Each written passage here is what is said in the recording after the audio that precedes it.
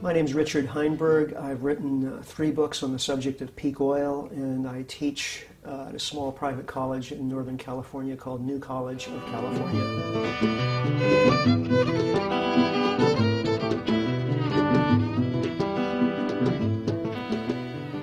Well, peak oil is just the observation of the fact that in any given oil reservoir, production increases to a certain point, then reaches a maximum and starts to decline. We've seen that in oil fields for decades all around the world, and now we've seen a number of important oil-producing nations reach their peak and go into decline, including the U.S. and Great Britain and Norway and Oman, Mexico. The list goes on quite a while. It's actually most oil-producing countries. And so every year there are fewer oil-producing countries in the category of oil exporters and more countries in the category of oil importers. So at some point, probably in the very near future, global oil production is going to reach its maximum and start to go south. And that's going to have enormous economic, geopolitical implications because the whole world is right now utterly dependent on oil for transportation, for agriculture, for plastics and chemicals. So peak oil is one of the great challenges of the coming century and probably of the coming decade.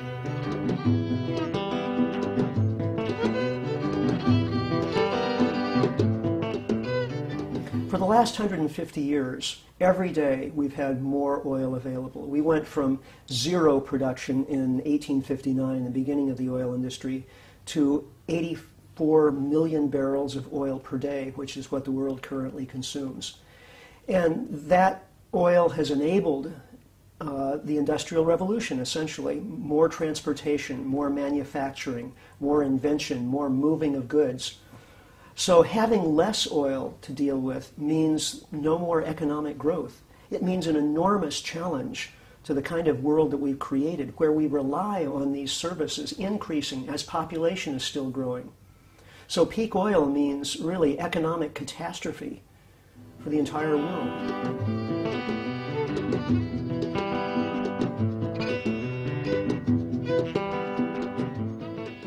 We've never had anything before like oil. We've been using energy as long as we've been human, mostly through the food we eat, and then we've found other ways of harvesting energy from the environment, water mills and windmills and so on. But all of those sources of energy were minuscule compared to oil, which is a very concentrated source of energy. Maybe you've had the experience of running out of petrol in your car and having to push it off to the side of the road. You know that's hard work. Well, now imagine having to push your car 20 or 30 miles. That's the energy equivalent of something like 6 to 8 weeks of hard human labor. And we get that for just currently, where I live in California, $2.50. Now, you can't get work done that cheaply even in China. 6 to 8 weeks of human labor for that amount of money. So of course we've mechanized everything we possibly can over the past 100 years. Everything that involves labor, output of energy into the environment, we've mechanized. And so we've become completely dependent on our fuel-fed machines to do all the work for us that's required to maintain our industrial way of life.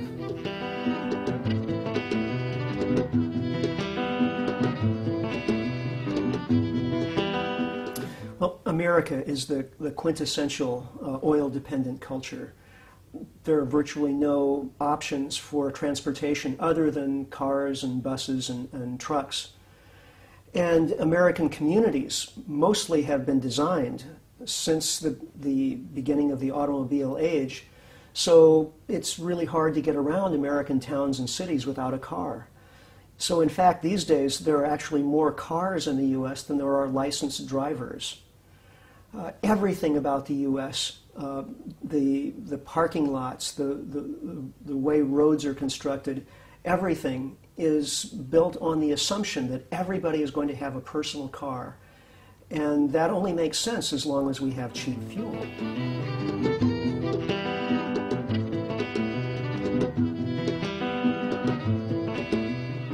When you think about how unique oil is in terms of its chemistry, its energy density, and so on, to think that what we're doing with it is simply pulling it out of the ground and burning it as fast as we possibly can seems utterly outrageous. This is the most unintelligent thing we could possibly do with this amazing stuff.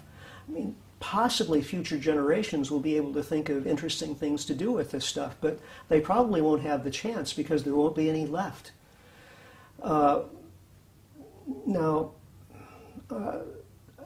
You could call this diachronic competition. In other words, we who are alive today are in competition not with other species so much as with our own descendants.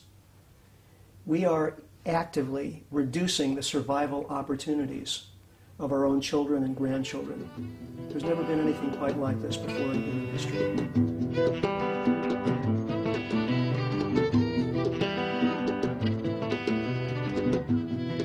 One gauge of our success as a species using fossil fuels is the fact that there are now so many of us. When we first started using fossil fuels, there were fewer than 1 billion human beings alive.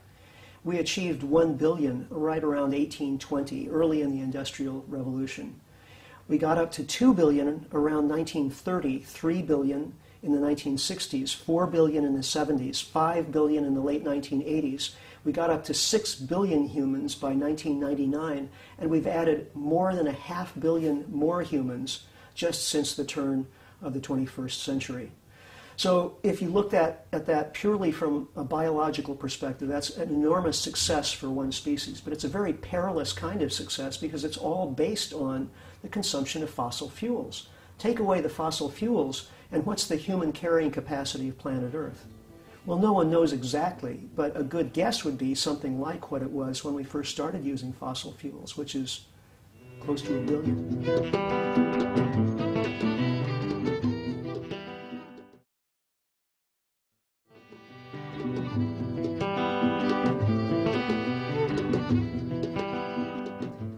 As the availability of fossil fuels starts to decline, it'll probably be possible, theoretically, for us to continue supporting the number of people we have if we're very careful and very intelligent in how we grow food.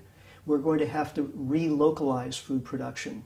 We're going to have to use very labor-intensive and intelligent means of growing food, systems like permaculture and bio-intensive gardening.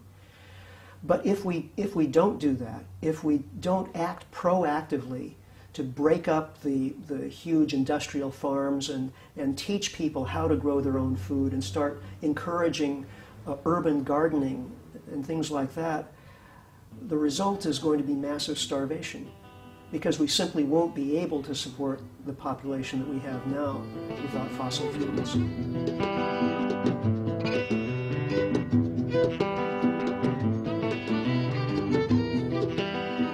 So this means basically a reversal of the trend that existed throughout the 20th century. During the 20th century, the trend was urbanization. People were moving off of farms into cities because they couldn't compete with the fuel-fed farm machinery.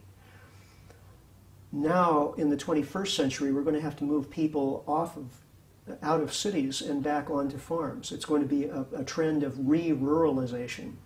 If we don't do that, there's simply no way that a few million people working on the farm are going to be able to support enormous numbers of people living in cities. There won't be any way to transport the food to them. So this is probably the greatest demographic challenge the human race has ever faced.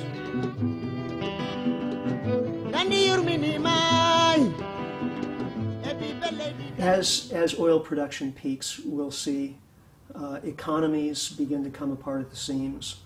Nations may begin to fight over the world's remaining oil supplies. We'll see increasing competition between oil importing nations.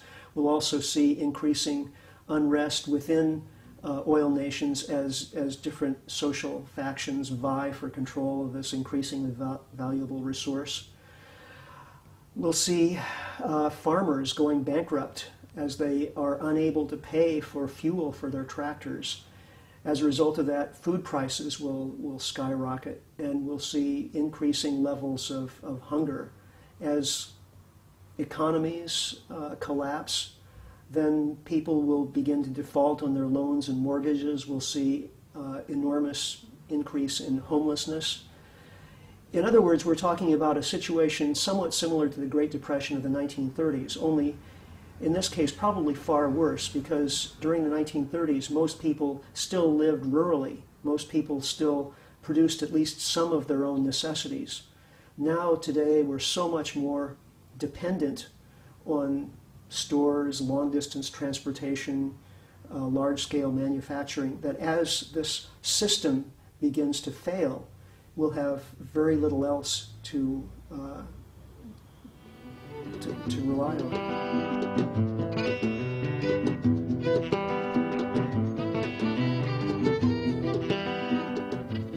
Looking at the colliding effects of peak oil and global climate change, it would seem that we are facing something like a collapse of industrial civilization. Of course, it wouldn't be the first time that human civilization has collapsed. There have been something like 24 civilizations in the past, and most of them have come apart because of resource depletion or habitat destruction.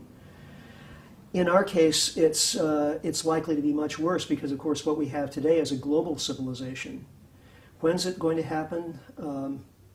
I think a good rough estimate would be sometime around the middle decades of the century.